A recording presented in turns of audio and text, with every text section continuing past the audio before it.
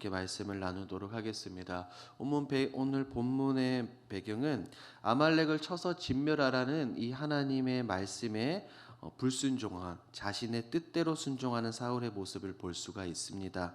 하나님의 말씀을 그대로 온전히 믿고 따르는 것이 아니라 내 생각과 내 기준으로 바라보고 선택하는 사울의 모습입니다. 어떤 일이 있었는지 오늘 본문 속으로 함께 들어가 보도록 하겠습니다.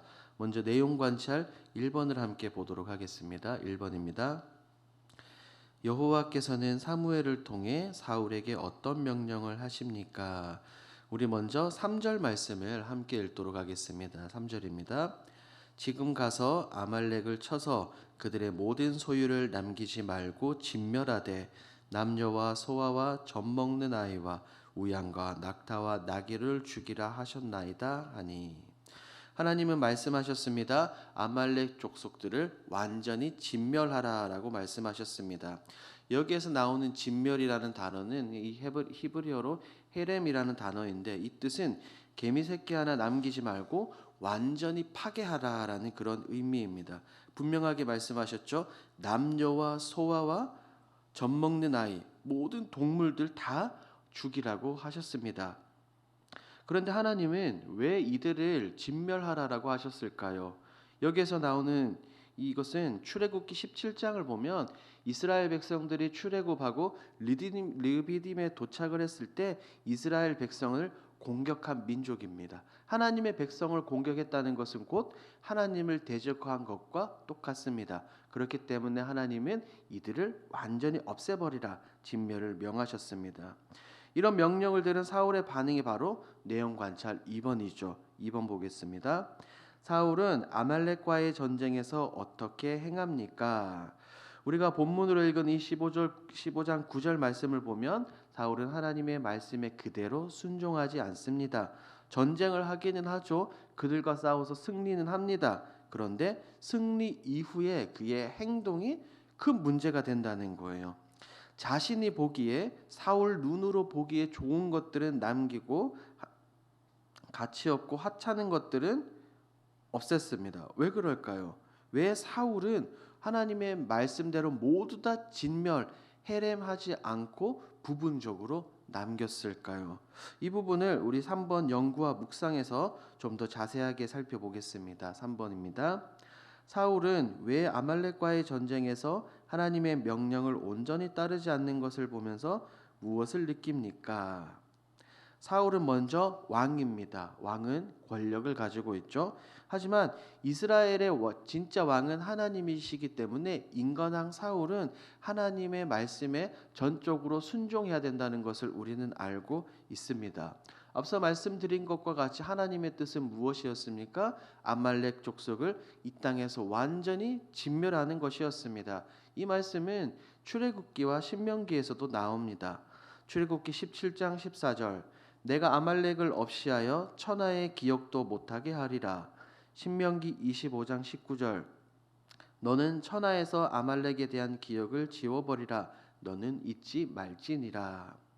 어떻게 보면 지금 사울은 불순종을 넘어 하나님의 말씀을 대적하고 반하는 자리에 나가는 것처럼 보입니다. 하나님의 뜻과 완전히 반대되는 거죠. 하나님의 기준은 사라지고 나의 기준, 자신의 기준만 남은 사울입니다. 이렇게 남긴 것은 후에 살펴보겠지만 변명할 때 그것으로 하나님께 드리려고 했다라고 말하는 것을 볼 수 있죠. 결국 하나님이 원하시는 것보다 내가 원하는 것을 하나님께 드리려고 합니다. 내가 원하는 것을 드리고 하나님, 나의 이 제물을, 나의 이 예배를 받아주세요라고 주장하는 것이죠. 이런 사울의 모습을 보며 우리가 느낄 수 있는 것은 여러 가지가 있을 텐데요. 4번 느낀 점으로 함께 가보도록 하겠습니다. 사울이 아말렉과의 전쟁에서 하나님의 명령을 온전히 따르지 않는 것을 보면서 무엇을 느낍니까? 저는 이 본문을 묵상하면서 제가 사울 휘하의 군사라고 한번 생각을 해보았습니다. 제가 군사라면 어땠을까? 분명히 하나님은 모두 다 없애라고 진멸하라고 말씀하셨는데 사울은 왜 안 따르는 거지? 도대체 무엇이 문제일까? 저는 계속해서 의문을 가졌습니다. 왜 불순종하는 거지? 전쟁에 대한 승리 역시 하나님께서 허락해 주셨기 때문에 가능한 것인데 왜 이렇게 불순종하는 거지라고 계속해서 생각을 했습니다. 그때 제 눈에 들어온 것이 바로 4절이었습니다. 4절 말씀을 함께 보도록 하겠습니다. 사울이 백성을 소집하고 그들을 들라임에서 세어보니 보병이 20만 명이요 유다 사람이 10,000명이라. 전쟁을 하기 위해서 사람을 모으니 보병이 20만, 유다 백성이 1만입니다. 합이 21만입니다. 많죠? 강해 보이죠? 앞서서 우리가 살펴본 것처럼 사울은 계속해서 유능하고 강한 자들을 불러 모았습니다. 자신의 힘을 길렀죠. 그러니까 착각 속에 빠진 것입니다. 내가 이 정도니까 내가 기준이 되어도 되지 않을까? 내가 이렇게 힘 있고 권력 있는 왕이니까 이제 괜찮을 거야. 스스로 타협하면서 기준을 세워가는 겁니다. 큰 착각에 빠지죠. 내가 진짜 이스라엘의 왕이다라고 말입니다. 그러니 기준이신 하나님의 말씀이 중요한 게 아니라 내가 기준이 되었습니다. 내가 중심이 되어버리는 거죠. 그러니 하나님의 말씀에 선택적으로 순종을 합니다. 이런 사울의 모습을 보면서 우리의 삶 속에 한번 적용해 보도록 하겠습니다. 5번입니다. 이 정도는 괜찮겠지라는 생각으로 말씀보다 내 유익을 따라 타협한 적이 있다면 언제입니까?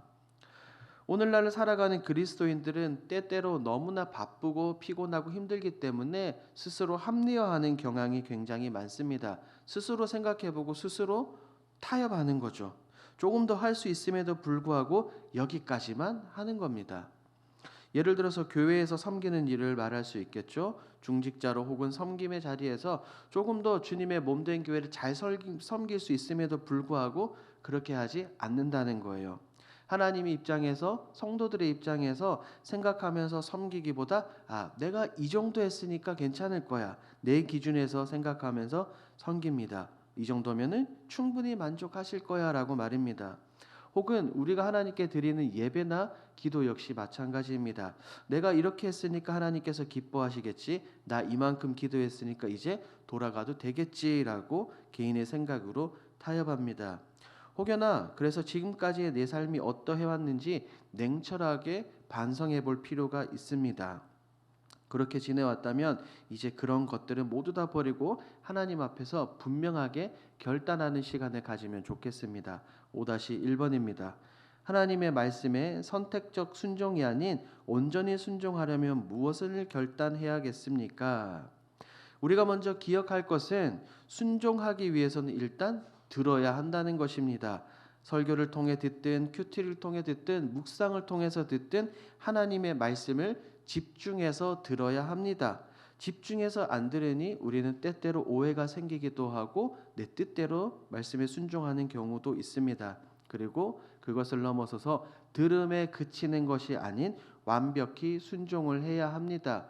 예전에도 말씀을 드린 것과 같이 99%의 순종은 온전한 순종이 아닙니다. 99%의 순종은 어떻게 보면 불순종일 수 있습니다. 온전히 하나님의 말씀 그대로 100% 순종하는 것이 하나님이 원하시는 진짜 순종입니다. 하나님께서 말씀하실 때 오늘의 제목처럼 선택적으로 순종하는 것은 없습니다. 우리 믿음의 조상 아브라함을 생각해 보십시오. 아브라함은 이삭을 바치라고 했을 때 아브라함은 고민하고 선택하지 않았습니다. 그는 그대로 믿고 하나님의 말씀을 따랐습니다. 그래서 그가 믿음의 조상의 자리에 반열에 오르게 된 것이죠. 그러므로 우리는 본문에 등장하는 사울의 모습을 반면교사 삼으면 좋겠습니다. 내 기준에서 생각하고 판단하고 결정하고 하나님께 나아가는 것이 아니라 하나님이 원하시는 것, 하나님이 말씀하신 것을 그대로 따르며 하나님 말씀을 기준으로 살아가면 좋겠습니다. 그것이 바로 하나님의 백성들, 하나님의 지도를 받는 우리들이 해야 할 일인 것입니다. 이렇게 하나님께서 온전히 원하시는 것을 이뤄나가며 절대적인 순종을 하는 우리 사랑하는 길동의 모든 성도들이 되길 주님의 이름으로 축복합니다. 오늘 말씀을 보면서 저는 이렇게 결단하며 기도 제목을 정했습니다. 첫 번째, 99%의 순종이 아닌 100%의 순종을 하게 하옵소서. 두 번째, 얕은 지식과 생각으로 선택적 순종을 하는 것이 아닌 온전한 순종과 헌신을 드리게 하옵소서. 세 번째, 오늘 드려지는 모든 예배 가운데 기름 부어 주시고 예배를 통해 하나님 홀로 영광 받아 주시옵소서. 기도 제목으로 이 시간 우리 함께 주님의